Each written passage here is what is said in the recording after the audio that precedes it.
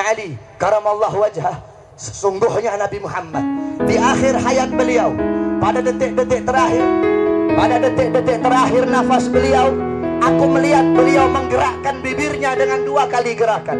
Ketika itu aku mendekatkan telingaku.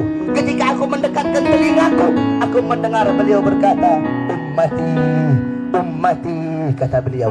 Ketika itu saudara-saudara, ketika itu Allah berkata kepada Jibril, wahai Jibril, engkau turun, beritahu kepada Muhammad bahwasanya aku memberikan kepada dia 2 pilihan.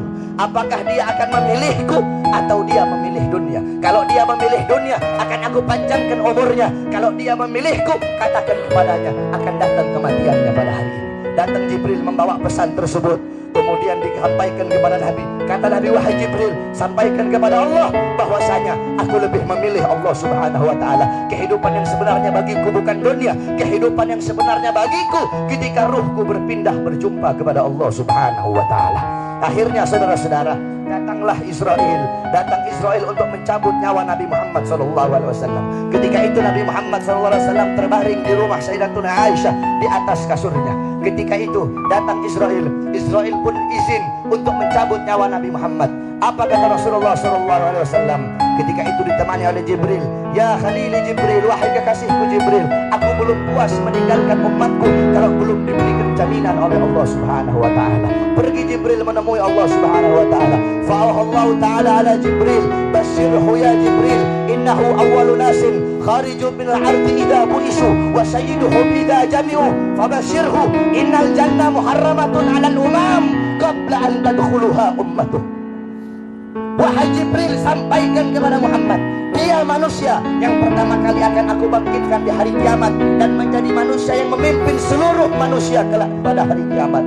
Dan sampaikan kepadanya jaminan dariku bahwasanya sorga aku haramkan untuk dimasuki oleh siapapun sebelum sorga dimasuki oleh umatnya. Ini jaminan dariku wahai Jibril. Nabi Muhammad pada saat detik-detik terakhir nafasnya tidak memikirkan diri beliau, keluarga beliau, anak cucu beliau. Yang beliau pikirkan kalian sebagai umat, saudara-saudara. Apakah cukup sampai di situ? Tidak cukup sampai di situ. Dicabut nyawanya Nabi. Ketika dicabut nyawa Nabi Muhammad, Nabi mendesah. Ketika dicabut nyawa, Nabi berdiri. Kata Nabi. Dicabut lagi nyawa Nabi. Nabi berkata, di samping Nabi Muhammad ada sebuah cawan berisi air. Beliau letakkan tangan kanan beliau usapkan keringat peluh-peluh, keringat-keringat yang keluar di wajah. Beliau berkata, ya Khalil Israel, wahai kekasihku Israel, apakah seperti ini rasa sakit dicabut nyawa wahai Israel? Saudara-saudara, Nabi Muhammad yang sholat sampai kakinya bengkak, Nabi Muhammad yang sholat sampai kakinya keluar nanah, merasakan sakit ketika dicabut nyawa. Bagaimana dengan orang-orang yang lalai dari sholatnya, saudara-saudara? Nabi Muhammad, manusia yang paling mulia, khairul khalqillah, khairul wafa, wa bahrus safa, merasakan sakit ketika dicabut nyawa. Bagaimana dengan para pendosa? Bagaimana dengan orang-orang yang durhaka kepada Allah subhanahu wa ta'ala?